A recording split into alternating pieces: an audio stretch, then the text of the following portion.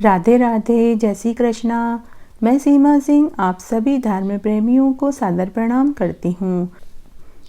आज मैं आपको सौभाग्य सुंदरी व्रत कथा, पूजन विधि, महत्व, व्रत में क्या खाना चाहिए, कैसे पूजा करनी चाहिए और एक पौराणिक कहानी सुनाऊंगी।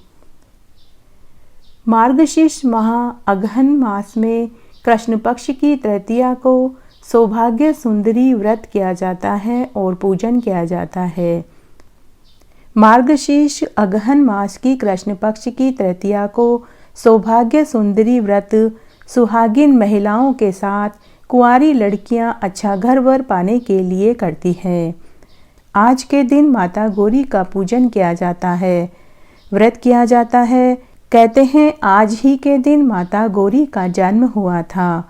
माता गौरी ने कठोर तप करके भगवान शिव को पति रूप में पाया था। आज ही के दिन माता गौरी ने कठोर तपस्या करके भगवान शिव को पति रूप में पाया था। भगवान शिव माता गौरी की तपस्या से खुश हुए थे और माता गौरी ने कार्तिकेय व गणेश जी को पुत्र रूप में प्राप्त किया था। इसलिए कलयुग में सौभाग्यवती महिलाएं अपने सुहाग को अखंड रखने के लिए और 7 जन्मों तक पति सुख पाने के लिए यह व्रत करती है, माता गौरी का पूजन करती हैं। सौभाग्य सुंदरी व्रत 22 नवंबर 2021 सोमवार के दिन किया जाएगा। सौभाग्य सुंदरी व्रत के दिन इस साल एक विशेष प्रकार का संयोग बन रहा है। एक तो आज सौभाग्य सुंदरी व्रत है, दूसरा सोमवार का दिन होने से और भी विशेष बन गया है। सोमवार का दिन भगवान शिव व चंद्रमा का माना जाता है। चंद्र का रोहिणी नक्षत्र होने से यह और भी शुभ फलदायी हो गया है। यह व्रत सभी सुहागिन महिलाओं के साथ कुंवारी लड़कियों को भी करना चाहिए। अगर कुंवारी लड़कियां सौभाग्य सुंदरी व्रत करती हैं तो उन्हें अच्छा जीवन साथी प्राप्त होता है। इस व्रत में भगवान शिव व माता गौरी के साथ गणेश, कार्तिकेय और नवग्रह का भी पूजन विधि विधान से करना चाहिए। इस व्रत को करने से घर में धन धान्य की वृद्धि होती है, सुख संपन्नता, वैभव, ऐश्वर्य प्राप्त होता है। आज के दिन शिव परिवार की पूजा करने से घर में धन धान्य, वैभव, संपन्नता आती है। घर में अन्न धन के भंडार भर जाते हैं। सुहागिन महिलाओं के साथ अगर कुंवारी लड़कियां सौभाग्य सुंदरी व्रत करती है तो उन्हें अच्छा घर वर मिलता है। इस दिन माता पार्वती का पूजन विधि विधान से करना चाहिए। सौभाग्य सुंदरी व्रत 22 नवंबर 2021 सोमवार को किया जाएगा। यह व्रत सोमवार के दिन पड़ रहा है तो यह वैसे भी विशेष महत्व का हो गया है। यह व्रत बहुत दुर्लभ, सुखकारी, मंगलकारी और उत्तम फल को देने वाला होता है। इस व्रत को करने से सुहागिनों का सुहाग अखंड रहता है, उनका दाम्पत्य जीवन सुखमय बीतता है, पति पत्नी में प्रेम बना रहता है। 7 जन्मों तक सुहागिन महिलाओं को पति सुख प्राप्त होता है। परिवार में झगड़े, कलह, क्लेश खत्म हो जाते हैं। योग्य व लंबी उम्र के संतान की प्राप्ति होती है। कुंवारी लड़कियों को मनचाहा जीवन साथी प्राप्त होता है। अगर कुंवारी लड़कियों के विवाह में कोई बाधा आ रही है तो वह भी दूर हो जाती है। अगर जन्म कुंडली में मंगल दोष है, मांगलिक लड़के लड़की हैं, कोई अशुभ योग बन रहा है तो सौभाग्य सुंदरी व्रत करने से, माता पार्वती का पूजन करने से सारे विघ्न टल जाते हैं। यह मैंने सौभाग्य सुंदरी व्रत का महत्व बताया। सौभाग्य सुंदरी व्रत का महत्व जानने के बाद अब हम व्रत की पूजन विधि भी जान लेते हैं। आइए अब हम सौभाग्य सुंदरी व्रत की पूजन विधि जानते हैं। व्रत वाले दिन सुबह ब्रह्म मुहूर्त में उठकर स्नान करने के बाद साफ सुंदर गोटे वाले वस्त्र पहनने चाहिए, आभूषण पहनने चाहिए, हाथों में हरी हरी चूड़ियाँ पहननी चाहिए, 16 श्रृंगार करने चाहिए और चौकी पर भगवान गणेश, माता पार्वती और शिव परिवार की स्थापना करनी चाहिए। साथ ही एक जल का साफ कलश रखना चाहिए। घी का दीपक जलाना चाहिए। सबसे पहले गणेश जी की पूजा करनी चाहिए। गणेश जी के चंदन का टीका लगावें, मोड़ी चढ़ावें, बेसन के 4 लड्डू चढ़ावें और 1 नारियल और दक्षिणा के रुपए रखें। पान, सुपारी, लौंग, इलायची का मीठा पान जरूर चढ़ावें। उसके बाद नवग्रह की पूजा करें, फिर कार्तिकेय भगवान की पूजा करें। उसके बाद माता पार्वती व शिवलिंग का पूजन करें।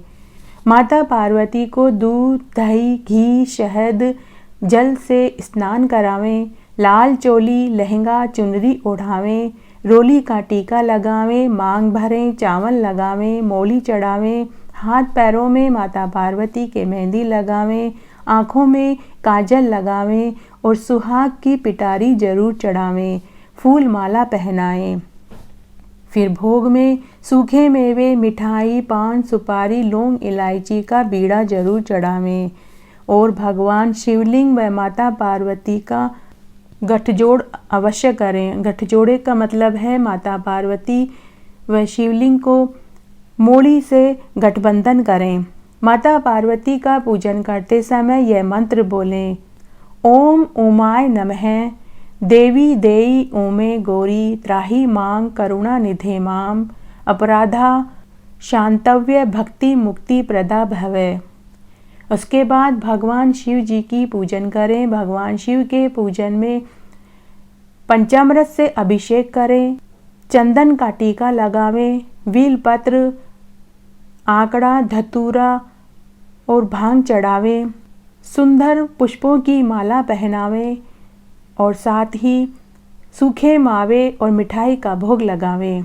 भगवान शिव का पूजन करते समय बोलना चाहिए, ओम नमः शिवाय। इस मंत्र का जाप करते रहना चाहिए। गणेश जी की पूजा करते समय ओम गम गणपतिये नमः मंत्र का जाप करते रहना चाहिए। उसके बाद हाथ में जल, पुष्प, रोली, मोड़ी लेकर संकल्प लेना चाहिए। संकल्प लेते समय बोलना चाहिए, जैसे मैं अपना नाम लेकर बोल रही हूँ तो आप अपना नाम लेकर बोलें। आसो मासो तमासो, मैं घर की दरानी, बेटा बेटी की माँ, भाई की बहन, मार्गशीर्ष माह के कृष्ण पक्ष की तृतीया को मैं सौभाग्य सुंदरी व्रत करने जा रही हूँ। मैंने माता पार्वती के साथ भगवान शिव जी, गणेश और कार्तिकेय व नवग्रह की पूजा करी है। हे भगवान, मेरा व्रत स्वीकार हो, मेरी सभी मनोकामनाएं आप पूरी करें और फिर जल आप माता पार्वती के चरणों में छोड़ देवें। उसके बाद क्षमा याचना जरूर करें। क्षमा याचना जब आप करें तो बोलें कि हे माँ गौरा, मेरे दुखों को, मेरे कष्टों को हरो, मुझे अपनी बेटी समझकर आशीर्वाद दो, मुझे आरोग्य, सौभाग्य, वैभव, रिद्धि, सिद्धि, योग्य संतान दो, मुझे 7 जन्मों तक पति सुख दो। इस तरह आप क्षमा याचना करें और बोलें कि अगर मेरी पूजा में कोई गलती हो गई हो तो हे माँ गौरा, मुझे आप क्षमा करें। व्रत वाले दिन ब्रह्मचर्य का पालन करें। भोजन में क्या खाना चाहिए? माता पार्वती को भोग में दूध की मिठाई चढ़ावें, जैसे दूध की बनी हुई कोई बर्फी या फिर खीर चढ़ावें।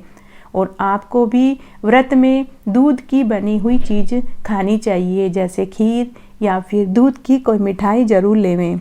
व्रत वाले दिन या फिर दूसरे दिन एक ब्राह्मण जोड़ा जोड़ी को भोजन करावें, उन्हें 5 कपड़े और दक्षिणा जरूर देवें और उनसे पाँव छूकर आशीर्वाद लेवें। व्रत वाले दिन रात्रि जागरण करें। ज़्यादा न हो सके तो 5 भजन माता पार्वती व शिव जी के जरूर गावें और रात्रि को एक अखंड घी का दीपक जरूर जलावें।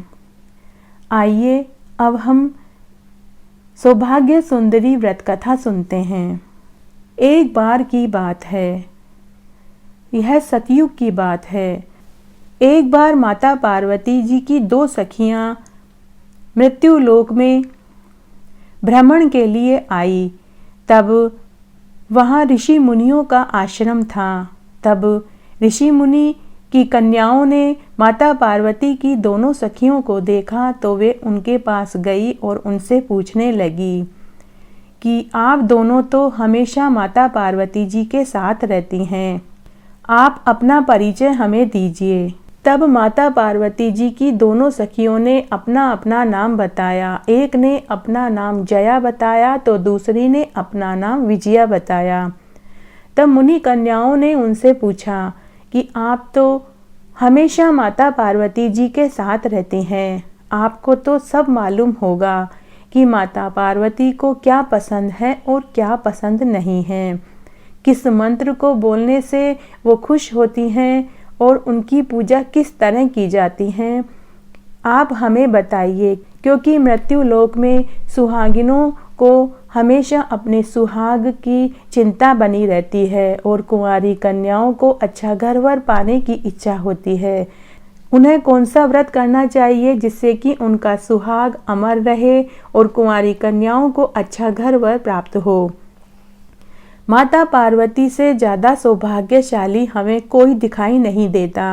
तब माता पार्वती की सखी जया ने मुनि कन्याओं से कहा कि मार्गशीर्ष माह में कृष्ण पक्ष की तृतीया को सौभाग्य सुंदरी व्रत आता है। उस दिन माता पार्वती की पूजा करने से सुहागिनों का सुहाग अमर रहेगा, उन्हें माता गौरा का आशीष मिलेगा। और अगर इस दिन सुहागिनों के साथ कुंवारी लड़कियां व्रत करेंगी तो उन्हें अच्छा घरवर मिलेगा, उनको मनपसंद जीवन साथी प्राप्त होगा।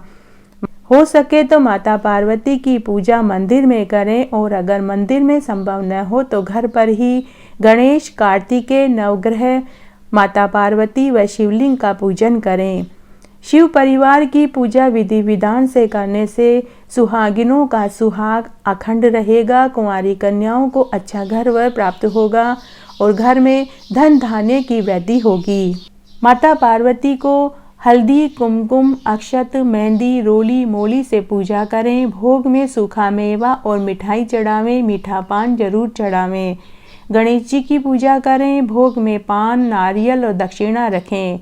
भगवान कार्तिकेय व नवग्रह की पूजा करें। उसके बाद शिव जी का पंचामृत से अभिषेक करें। बेलपत्र, भांग, धतूरा, आंकड़ा जरूर चढ़ावें। सूखे मेवे में मिठाई का भोग लगावें। आज के दिन माता पार्वती को दूध से बनी हुई मिठाई का भोग जरूर चढ़ावें।